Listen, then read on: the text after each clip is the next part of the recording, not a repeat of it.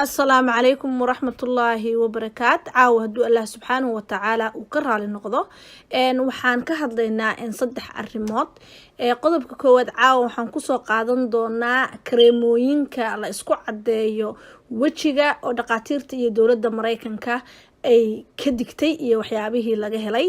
qodobka labaad waxaan ku soo qaadanaynaa kareemooyinkaasi sida ay wajiga ay u galaan iyo side effectigooda inta uu leeyahay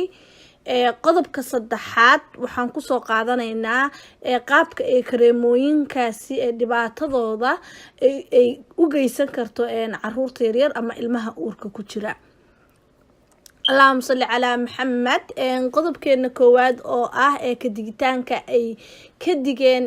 kareemooyinkan loo isticmaalo wajiga oo ay ka mid ka yihiin kareemada loo yaqaano Diana kareemada loo yaqaano Dermufate kareemada loo yaqaano Rose kareemada loo yaqaano Stillman kareemada loo yaqaano Fasco iyo kareemada loo yaqaano Ciapelt kareemooyinkaas iyo qaar kale oo badan ayaa waxaa laga helay xaddi ka badan xaddigii loogu talagalay oo ah maadada loo yaqaano mercuryga ayaa kareemooyinkaas laga helay hadaba kareemooyinkani ma aha kareemooyin lagu sameeyo wadanka Mareykanka gudihiisa ma aha waxay ooga imaadaan sida India China iyo Emirates meelahaas ay ooga imaadaan hadaba kareemooyinkaas waxay ku imaadaan oo ku qoran English ama mataqaana Arabi dushooda labadaba waa laga heli karaa kareemooyinkani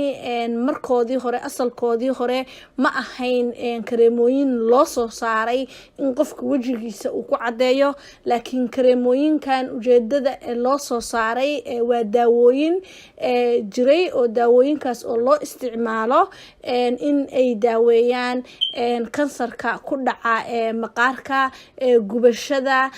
maxaa la yiraahdaa cudurrada ku dhaca skinka sida osteoporosis-ka iyo cudurro badan oo kale ayaa waxa loogu talagalay in ay skinka ama ay ka nadiifiyaan ama ay mataqaana ay daaweeyaan ama ay soo celiyaan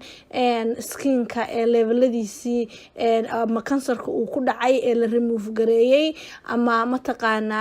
waxyaabaha noocaas inay soo celiyaan hadaba kareemooyinkii iyaga ahaa ayaa waxa loo isticmaalay dhinac kale oo ah in mataqaana lagu daro extra ama xadkii loogu talagalay xad dhaafsiisan oo loo yaqaano maadada mercuryga loo yaqaano ayaa mataqaana kareemkii lagu daray markaasna kareemkii wuxuu la imaanayaa oo kareemooyinkii waxay la imaanayaan kow hadii uusan qofka u marsanaynin cudurradii loogu talagalay hadii uusan u marsanaynin ama uusan u sii keergaraynin waliba siyaabihii loogu talagalay wuxuu la imaanaysaa kareemkaasi side effect culus ayay la imaanaysaa hadaba qodobkeeni labaad oo ahaa sidee kareemkaas oo la dhilgareyn kartaa jirka qofka bilow aadmiga ah skinka qofka bilow aadmiga ahi wuxuu isu saaran yahay dhowr lakab ayuu isu saaran yahay hadaba kareemkani waxay gubtaa oo kareemooyinkan markuu muddo qofka isticmaalo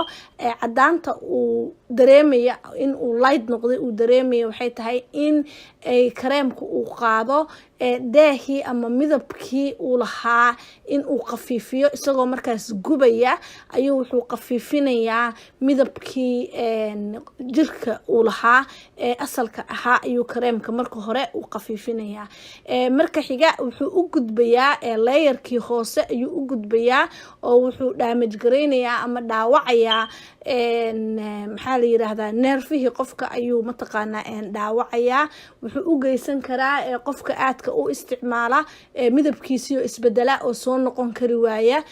wuxuu kale u geysanayaa qofkii in mataqaana uu la imaado cara saa'id ah wuxuu u geysan karaa qofkii inuu la imaado madax xanuun saa'id ah wuxuu u geysan karaa qofkii inay daciifaan indhihiisa wuxuu u geysan karaa qofkii hadii ay gabadhaasi ay tahay gabar ah pregnant ah waxay u geysan kartaa ilmaha yar ee caloosheeda ku jira inuu ilmahaas uu ku yimaado dilan inuu ku yimaado. waxay u geysan kartaa in ilmahaasi maskaxdiisa koritaanka maskaxeed ee cunuga marka uu yar yahay ee caloosha uu ku jira ee kori lahayd inay yareyso oo koritaankii uu dhaawacmo ayay u geysan kartaa.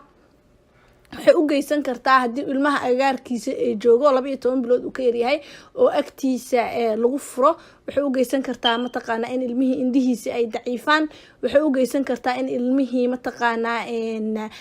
maskaxdiisii ay sidii qaabkii caqliga u kordhi lahaa ay wax ka dhinto. waxay u geysan kartaa in haddii uu gacanta iyo geliyo ama mataqaanaa meel leh uu taabto service leh haddii uu taabto oo uu afka gashto iyadana waxay u geysan kartaa damage kale oo intake ahaan haddii uu u qaato isagana mataqaanaa damagekaas ayay u geysan kartaa. sideedaba mercuryga maadada loo yaqaano xataa mararka ay soo gasho cuntada sida fishka oo kaleeto waxaa habboon in ay limid gareyso ama yareyso qofta uurka leh. اللهم صل على محمد. haddaba intaas oo dhibaato ayaa mataqaanaa waxay leedahay kareemooyinkan la isku cadeeyo ama kareemooyinka loo yaqaano lighting skinka loo yaqaano isticmaalkeeda ayaa waxaa kasoo gaari kara qofka intaas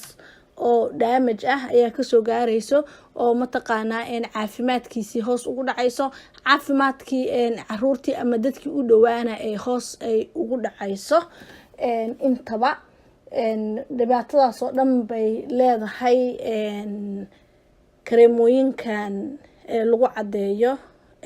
wejiga بإذن الله. إلهي سبحانه وتعالى دمان ولالها هري مرصدينا إلهي سبحانه وتعالى سكين كودا سي دقصة ربها وبسوع عليو walaalha ku dhex jirana waxaan uga digayaa inta ay awoodaan in ay mataqaanaa ka fogaadaan gaarsiiyaan walaalaha kale ee isticmaala inay gaarsiiyaan si mataqaanaa guri walba uu u helo caafimaad intii Ilaahay subxaanahu wa ta'ala ugu dhawaado uu u helo oo caafimaadkiisa qofkaasi uu u daryeelo. اللهم صل على محمد. السلام عليكم ورحمة الله وبركاته.